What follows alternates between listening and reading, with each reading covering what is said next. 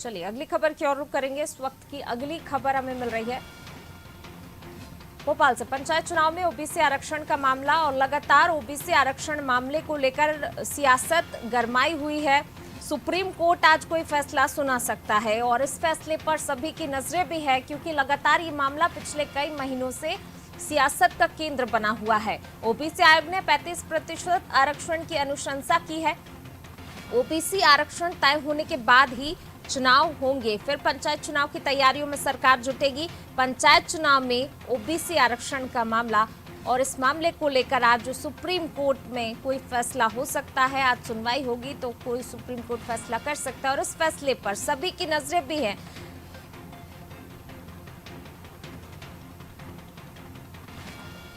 और इसी खबर पर ज्यादा जानकारी के साथ हमारे पॉलिटिकल एडिटर मनोज वर्मा जी हमारे साथ जुड़ रहे हैं।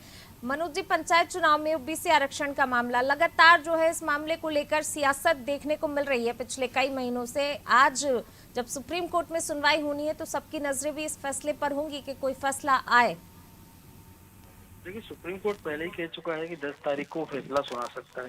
हालांकि मध्य प्रदेश सरकार ने जो ट्रिपल टेस्ट की बात कही थी सुप्रीम कोर्ट ने, उसके आधार पर एक रिपोर्ट दाखिल की है सुप्रीम कोर्ट में और ये कहा था कि इस पे और समय उनको दिया जाए। इस पर सुप्रीम कोर्ट ने नाराजगी जताई थी।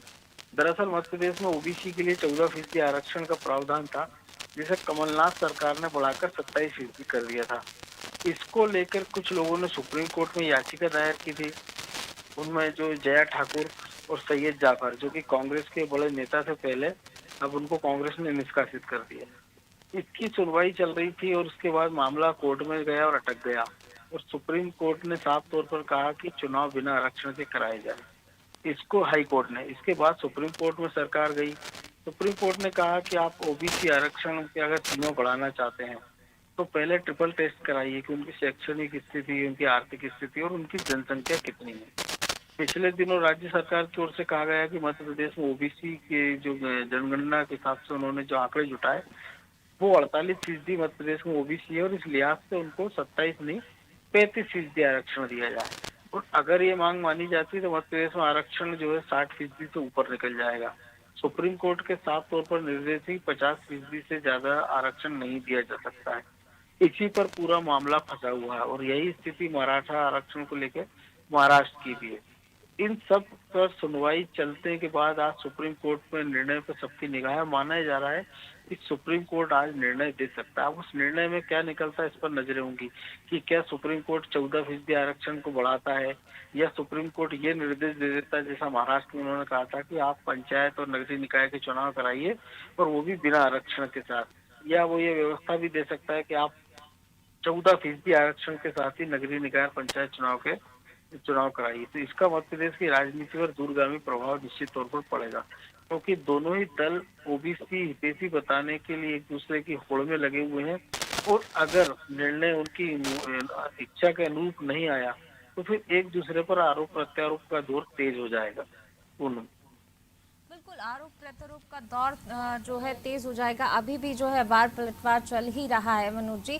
आज सबकी नजरें हैं, लेकिन अगर इस मामले को लेकर कितनी उम्मीद लगाई जा सकती कि आज कोई ना कोई फैसला आ ही जाएगा, क्योंकि पिछले कई महीनों से ये मामला जो है कोर्ट में लगातार खिंचता चला जा रहा है और दल भी जो है लगातार अपनी अपनी दलीलें रख रहे हैं। दोनों ही पार्टियां अपनी अपनी तरफ से हर बार जो है तमाम तरह की दलीलें पेश कर रही हैं। ये जैसे मैंने पहले कहा कि ओबीसी को लेकर कोई भी दल रिस्क लेने को तैयार नहीं, क्योंकि 48% आबादी है, यानी लगभग आधी आबादी है देश में। उनको कोई दल नाराज नहीं करना चाहेगा। दूसरी बात है, जहाँ तक सुप्रीम कोर्ट के फैसले की बात है तो बीजेपी और कांग्रेस पहले से आरोप लगाती रही। बीजेपी का साफ तौर पर कहना है कि कांग्रेस की मंशा नहीं थी, इसलिए उसने आधा अधूरे तरीके से इसको लागू करने का प्रयास किया। वहीं कांग्रेस का आरोप है कि बीजेपी के वकीलों और सरकार ने हाई कोर्ट और सुप्रीम कोर्ट में अपना पक्ष अच्छे से नहीं रखा है। इसके पहले बीजेपी ये कहती रही है कि कांग्रेस नेताओं के कारण ही उसके नेता अगर हाई कोर्ट में नहीं जाते तो संभवतः 27% आरक्षण के साथ मध्य प्रदेश में नगरीय निकाय के चुनाव हो जाते, क्योंकि मध्य प्रदेश में सरकार ने अधिसूचना जारी कर दी थी। पहले दौर के लिए पंचायतों के नामांकनों की प्रक्रिया शुरू हो गई थी, नाम वापसी की डेट निकल आई, सब कुछ हो गया था। लेकिन परीक्षण और ये सुप्रीम कोर्ट में, इसको हाई कोर्ट में चुनौती दी गई और हाई कोर्ट के निर्णय के खिलाफ सरकार है सुप्रीम कोर्ट गई है। पूरम। जी शुक्रिया मनोज जी, इस तमाम जानकारी को साझा करने के लिए। बने रहिए आप हमारे साथ।